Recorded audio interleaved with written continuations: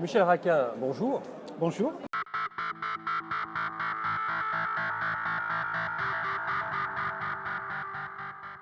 Merci d'être parmi nous ce matin pour parler de vous, pour parler de votre, non pas entreprise, mais votre association. Tout à fait. Parce qu'à la différence de ceux qui vont précéder et ceux qui vont vous succéder, vous n'êtes pas à la tête d'une entreprise privée. Vous êtes à la tête d'une association, loi 1901, à but non lucratif.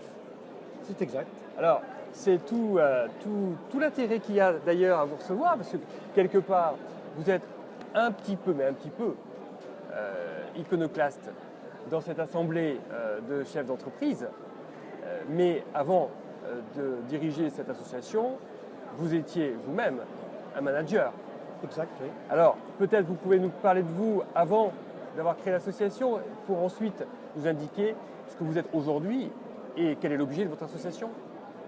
Alors moi, à l'origine, je suis effectivement un organisateur, essentiellement un organisateur, et j'ai œuvré dans le domaine de l'organisation pendant de nombreuses années. Et à la fin de ma carrière, j'étais le responsable de l'organisation d'une grande banque, qui est le Crédit Lyonnais. Et notamment, j'ai mis en place avec le directeur général de l'époque, qui était Georges Pouget, tout un pilotage par les processus au sein de l'entreprise. Dans les services qualité? Comment? Vous étiez dans les services qualité? J'étais responsable de l'organisation. Et donc, en tant que responsable de l'organisation, j'avais proposé à l'époque toute une approche de management de l'entreprise par les processus, c'est-à-dire en fait un management complètement transversal. L'idée est que je posais la question des chaînes de valeur de l'entreprise, donc des activités qui vont concourir à satisfaire les clients, et de nommer des responsables qui sont en charge de ces chaînes de valeur transversales, de manière à ce qu'ils œuvrent pour la satisfaction du client, mais aussi pour faire en sorte que l'entreprise soit plus performante, que ce soit une performance opérationnelle, une performance commerciale, voire une performance au niveau de la maîtrise des risques. Alors, est-ce qu'il s'agit de créer des liens entre finalement des personnes ou des services du département qui ne se rencontraient pas nécessairement? Je n'ai pas bien compris le sens de votre question, là. Quel est le La lien? transversalité. La transversalité dont vous parlez, Oui. Ça consiste en quoi précisément? La transversalité consiste à décloisonner l'entreprise, puisque, on l'a vu encore ce matin dans la conférence, on voit que la majorité des entreprises sont plutôt organisées par fonction. Bon. Et quand on regarde un petit peu la problématique que nous avons aujourd'hui au sein des entreprises, cette organisation par fonction est, de mon point de vue, quelque chose de très difficile pour pouvoir bien satisfaire un client. Tout simplement, quand on regarde la production d'un produit, on a de multiples fonctions de l'entreprise, voire externes à l'entreprise, avec le jeu des délocalisations, avec le jeu des externalisations, qui concourent à la production des biens et des services. Or, si vous n'avez pas quelqu'un qui fédère de manière transversale tous les contributeurs à la satisfaction des clients, on voit qu'au final, on a une seule personne qui n'est pas satisfaite de la qualité des produits qui lui sont délivrés, c'est bien le client final. Et donc, tout le rôle d'un management transversal, à travers la nomination de pilotes de processus, c'est d'avoir une personne qui soit responsable de ces chaînes de valeur, en liaison bien évidemment avec les fonctions les fonctions hiérarchiques de l'entreprise, de manière à concourir à une meilleure satisfaction des clients, mais aussi à une meilleure performance de l'entreprise. Donc on a ce que j'appellerais une sorte un petit peu de catalyseur qui va permettre le décloisonnement de l'entreprise pour bien servir les clients. Alors, pour mettre en œuvre ce projet, pourquoi avoir créé une association? Pourquoi ne pas avoir créé une entreprise?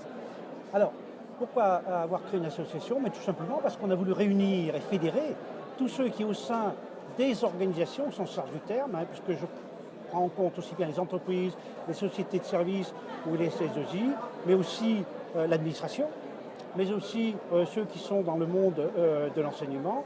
Donc on a voulu créer un espace qui permette à tous ceux qui s'intéressent à cette problématique, que ce soit sous l'angle du management, de l'organisation, voire des outils, de pouvoir échanger, de pouvoir travailler ensemble et de pouvoir progresser et de faire en sorte qu'ensemble, on puisse sensibiliser aussi les dirigeants à ce type de management. Et c'est d'ailleurs aussi une des raisons de notre présence ici, parce que je crois que sensibiliser les dirigeants est essentiel, Parce qu'on voit bien, et personnellement pour l'avoir vécu, si le dirigeant lui-même n'a pas envie d'aller vers ce type de management, on n'arrive pas à le mettre en œuvre au sein d'une entreprise. Alors, qui vient vers vous? Qui vient vers une association pour et pourquoi? Alors, viennent vers nous, d'une part, je disais, le monde de l'entreprise, et notamment, on le voit aujourd'hui, les problématiques transverses sont très fortes dans le monde de la finance et dans le monde des services d'une manière générale. Quand je regarde aujourd'hui la sociologie de notre club, sur les plus de 200 personnes que nous avons au sein de notre association sur Paris, donc sur la centaine des personnes qui sont issues du monde de l'entreprise, on a à peu près 40%, une quarantaine de personnes qui sont du monde des services, banques, assurances et notamment aussi des opérateurs téléphoniques. Alors vous êtes là aujourd'hui à Bordeaux pour une raison précise. Tout à fait. Pour une raison très précise, c'est qu'un des objectifs de notre association, c'est de pouvoir essaimer sur la France et à l'étranger, sur la France en créant des antennes régionales. Et on vient de créer l'antenne régionale de Bordeaux au mois de septembre dernier. Et donc l'idée, c'est de se faire connaître sur le site de Bordeaux pour pouvoir rapidement disposer d'une antenne régionale qui ait une grande vitalité et qui puisse, d'une part, avoir des travaux qui soient propres et aussi des travaux en liaison avec le siège de Paris. Alors aujourd'hui, à Bordeaux, on vous trouve comment?